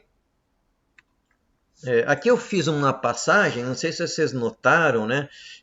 Mas aqui meus coeficientes estão em Z negativo, né? Z-1, Z-2, e aqui está em positivo, certo? Para passar de uma forma para outra, basta que eu multiplique e divida a minha equação. Se eu tiver com coeficientes positivos, e é sempre interessante reescrever isso aqui em coeficientes negativos, por causa do teorema do deslocamento para a esquerda, se eu quero fazer isso aí, basta eu multiplicar e dividir pelo z no menor coeficiente negativo para obter zero aqui, certo? Então, se eu fizer essa multiplicação, eu vou ficar aqui z menos 2 vezes z ao quadrado vai dar z na zero, z menos 2 vezes z vai dar z na menos 1, e beta 2 vezes z na menos 2 dá z na menos 2. Aqui eu tenho z ao quadrado, vezes z na menos 2 dá 1. Z vezes z na menos 2 dá z na menos 1, certo? Se eu quiser sair de coeficientes negativos e ir para coeficientes positivos, basta eu multiplicar e dividir por z ao quadrado. Se eu tivesse aqui um z na terceira, eu teria que fazer na z na terceira, certo? Bom, uma vez então que eu tenho aí meus coeficientes negativos, se eu quisesse, eu já tinha essa função de transferência, né, mas eu estou refazendo. Uma vez que eu tenho aqui a minha função de transferência em z com coeficientes negativos, para voltar para a equação a diferenças, o que é coeficiente negativo é deslocamento no tempo, certo? E o último passo para obter a equação de diferenças é isolar a minha saída de K. Então, meu U de K atual, em função das minhas saídas anteriores, do erro atual e dos erros anteriores.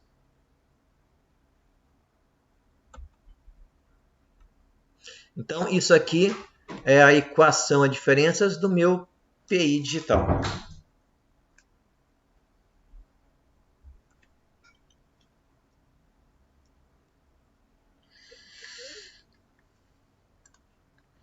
Tudo tranquilo até aqui, pessoal?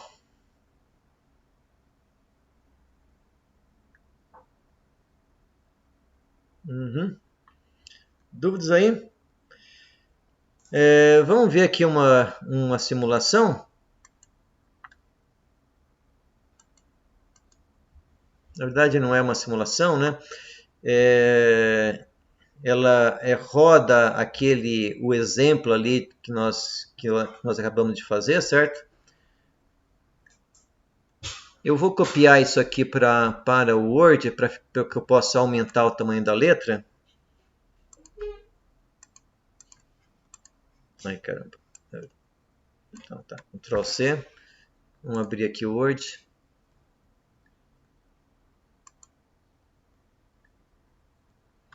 O sistema está um pouquinho lento. O MATLAB deixa ele um pouco lento.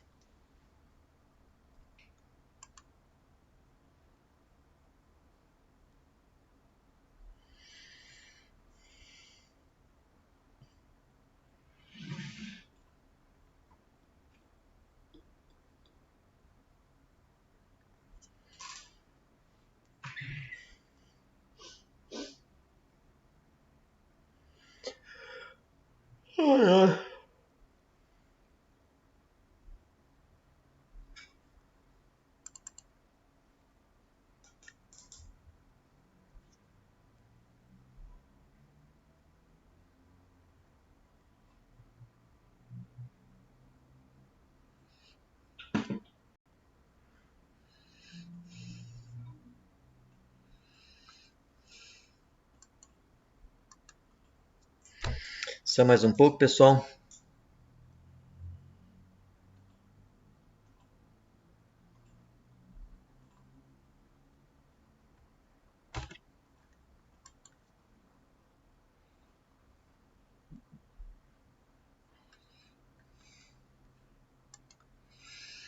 Vamos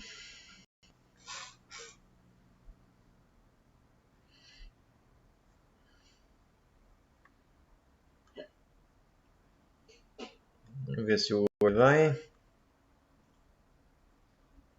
Não está respondendo.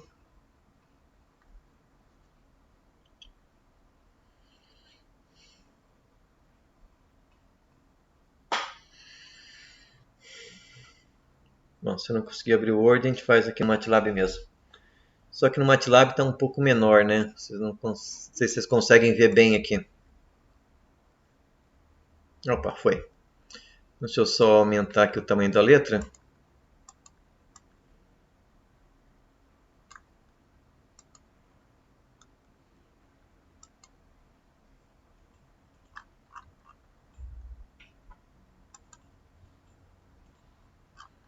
Isso aí acho que fica melhor.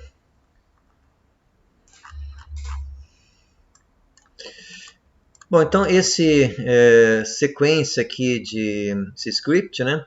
Ele faz exatamente o que eu mostrei ali nos slides, certo? Então eu começo aqui com um pequeno cabeçalho, uma sequência de comandos que ele zera a memória. Opa, não quero fazer nada aqui não. Bom, aqui eu estou definindo a frequência como 100, certo? Mas eu vou começar com uma frequência mais baixa, depois nós vamos aumentando a frequência de amostragem. Aqui eu estou criando a planta, então notem que os polos estavam lá em menos 0,2 mais ou menos 1j. Então com esses polos eu estou criando um polinômio. Minha função não tinha zero. E aqui eu estou então criando aí a minha função de transferência da minha planta, certo? Na sequência eu estou criando aí o controle. Então as posições dos meus zeros e polos do controle. Mas na verdade isso aqui foi só para mostrar, certo? Porque o meu controle mesmo, TI, tá. Então aqui está o controle, minha função de transferência do controlador. Bom, uma vez que eu tenho o controlador, eu estou obtendo a função de transferência em malha aberta e depois fechando a malha.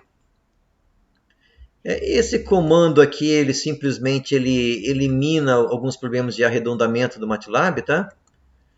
Uma vez que eu tenho a função de transferência sistema em malha fechada, mas isso aqui ainda é a minha função de transferência em malha fechada contínua, certo? Porque aqui eu não discretizei nada ainda. Então, para que eu possa comparar a resposta do sistema contínuo em relação ao discreto. Eu estou então aqui discretizando a planta. A planta ela é discretizada pelo zero ordem hold. Então, continuo to discrete, onde o método, deixa eu ver se eu defini o método. Defini o método como zero ordem hold.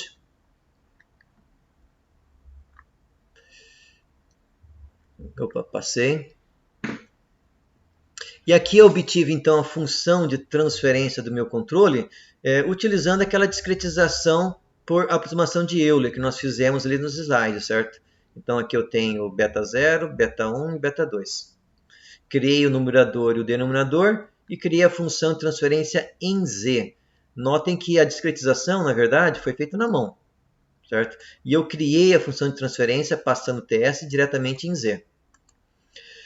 Com a minha planta em Z e o meu controlador em Z, então eu obtive aqui a função de transferência em malha aberta, em malha fechada, eliminei aqui o que eu comentei que são os erros de arredondamento, e aí sim, então eu estou plotando, certo? Plotando aí diagrama de Bode, primeiro aqui da minha planta em malha aberta, tanto em S quanto em Z, diagrama de Bode do sistema em malha fechada, e a resposta ao STEP, sistema em malha fechada contínuo e sistema em malha fechada discreto.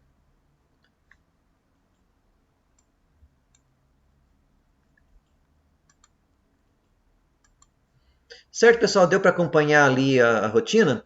Esse programa que eu estou mostrando para vocês, ele está aqui no Moodle, certo? Então eu vou aqui no Moodle primeiro. Aqui na aba Controle Digital. Depois aqui das aulas, né, onde nós temos os vídeos, slides e tal, arquivos de simulação, MATLAB. Então, esse SIM20 é o arquivo que eu acabei de mostrar para vocês, certo? Se der tempo na aula de hoje, eu acho que não vai dar, a gente vê também o SIM22. O que eu queria mostrar para vocês aqui, certo?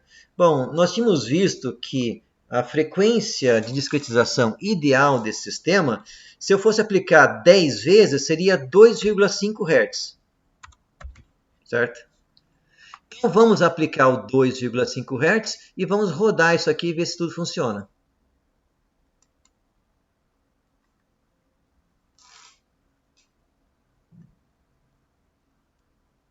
Está rodando, não?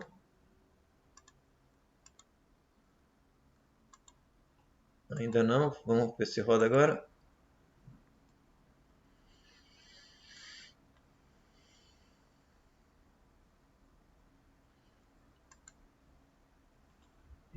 Eu não sei se está funcionando ou se está pensando. Ah, sim, agora está indo. Está só meio devagar mesmo.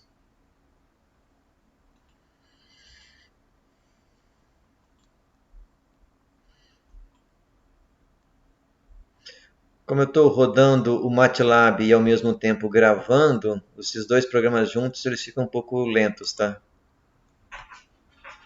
Então o meu MATLAB está pensando ali.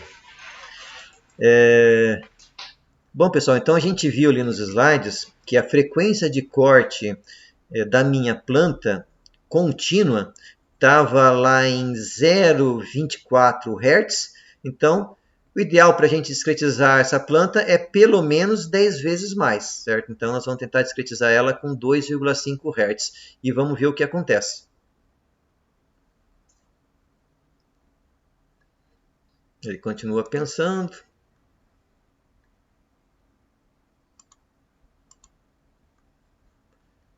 Ele já plotou o teste ali. Alguma coisa.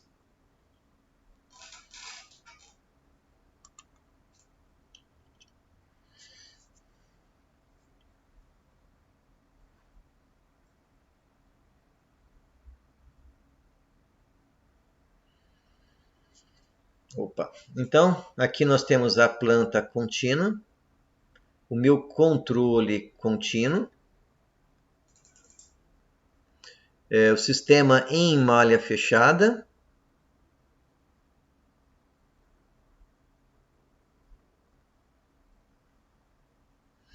Opa, agora foi mais rápido. Então ele já discretizou a minha planta. Sistema discretizado em malha fechada.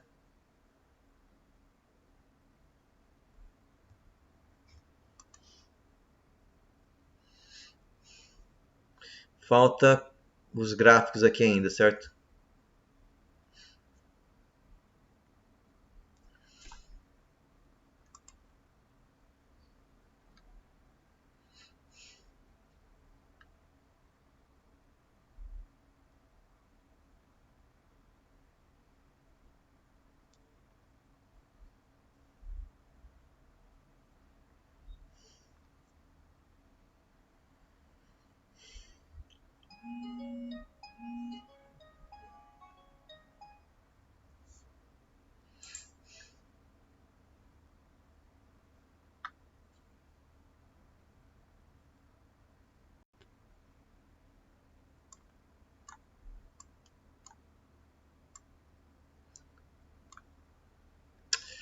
Ai, ai, como eu apertei o botão duas vezes, ele está rodando uma segunda vez.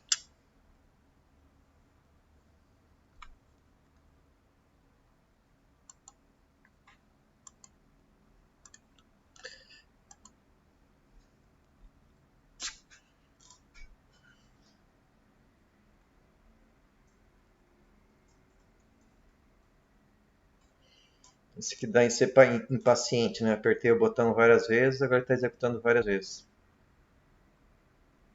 Acho que agora ele para. Beleza. Bom, então primeiro nós temos aqui o diagrama de Bode do meu sistema em malha aberta. Então, como nós tínhamos visto lá, a minha frequência de corte está em 1 radiano, 10 na 0, 1 radiano, exatamente o que a gente tinha visto já. Em malha fechada, vou primeiro ver a resposta do sistema antes de mostrar em malha fechada, diagrama de Bode. Aqui nós tivemos uma surpresa, pessoal. Então, o meu sistema contínuo em malha fechada está em azul, ele dá um subsinal, oscila um pouco e estabiliza aqui em 1, certo? O meu sistema discreto, ele ficou instável. Ué, mas a gente não viu que 2,5 Hz era suficiente? Bom, nós vimos que 2,5 Hz era suficiente para o sistema em malha aberta. Só que quando eu coloquei o controlador, o meu sistema passou a responder mais rápido. Certo? Se o sistema está respondendo mais rápido, possivelmente eu preciso de uma frequência de amostragem maior. Vamos ver o diagrama de Bode do sistema em malha fechada? Então aqui eu tenho o diagrama de Bode em azul em malha fechada. Então notem que essa frequência de corte em malha fechada, ela está mais ou menos aqui, pelo menos o dobro. Certo? Ela está aqui é 1, né? Aqui é 2, está entre 2 e 3. Entre 2 e 3 radianos por segundo. Ou seja, a frequência de amostragem que eu defini em malha aberta para o sistema não é suficiente para o meu sistema em malha fechada. Por quê? Porque o meu controlador deixou a planta mais rápida. Deixar a planta mais rápida é trabalhar com frequências maiores. Então, esse é um cuidado que a gente tem que ter quando define uma frequência de amostragem para um sistema baseado na planta em malha aberta, certo? Essa frequência, se o meu controle ele deixar o sistema mais rápido, pode ser que essa frequência seja pequena. E é o que aconteceu. Vamos então aumentar um pouco essa frequência. Eu disse que em malha fechada, a frequência ficou ali em 3 radianos. Então, 3 radianos, 3 radianos, vou arredondar, deve dar meio Hz. Que 2 radianos é 1 Hz, 6 radianos é 1 Hz, 3 radianos é meio Hz. Se eu quiser, então, colocar uma frequência 10 vezes maior, que eu acho que está no limite, teria que ser pelo menos 5 Hz. Então, 5 Hz é 20 vezes maior do que a frequência de corte do sistema em malha aberta e 10 vezes maior do sistema em malha fechada. Vamos tentar rodar com 5 Hz. Então, mexi a frequência de amostragem e estou rodando mais uma vez o meu sistema.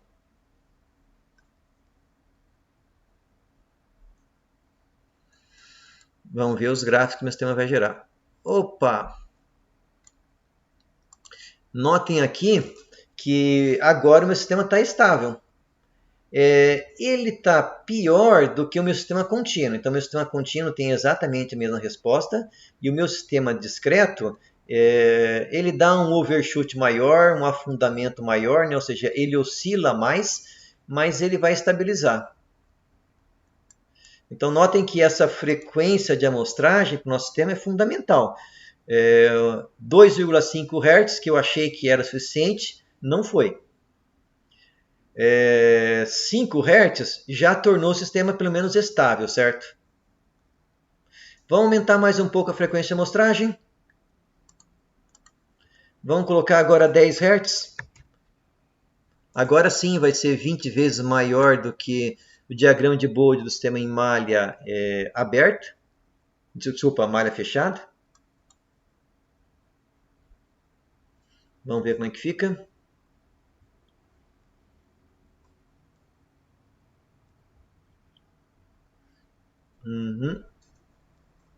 Opa. Notem que o meu sistema discreto ele está se aproximando do sistema contínuo, tá? O meu overshoot já não foi tão grande, o afundamento também não, e ele vai tender a estabilizar também. Então, de novo, mudei a frequência de mostragem, mudei tudo ali, né? Vou fazer uma última vez essa simulação. Vamos aumentar um pouquinho mais aí, eu vou colocar 50, certo? Vamos dar um passo um pouco maior, só para ser um pouco mais radical. E vamos ver como que fica a resposta do meu sistema para a entrada de grau.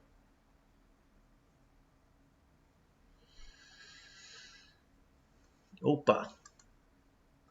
Aí meu sistema começou a se aproximar bem do sistema contínuo, né, pessoal? Vê que tem pouco erro aqui agora.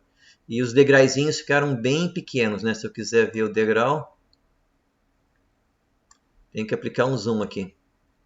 Aqui eu consigo ver os degraus.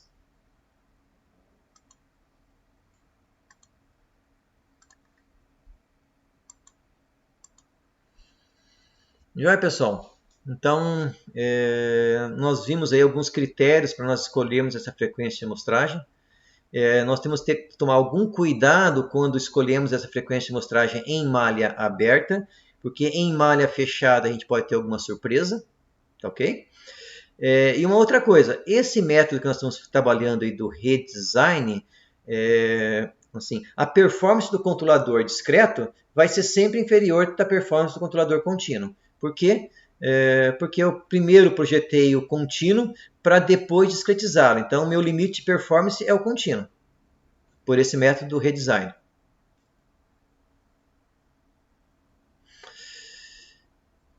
Tranquilo, pessoal? Dúvidas aí, perguntas?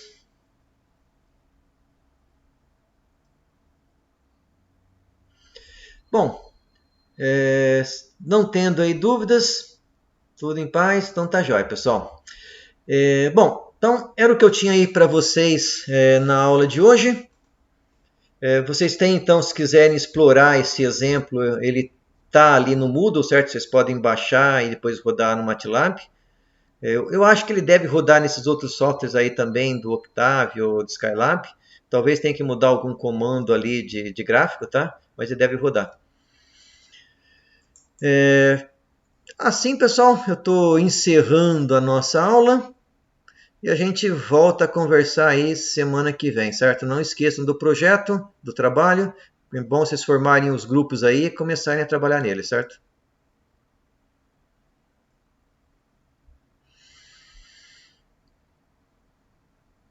Então, até mais, pessoal. Obrigado pela presença de todo mundo aí.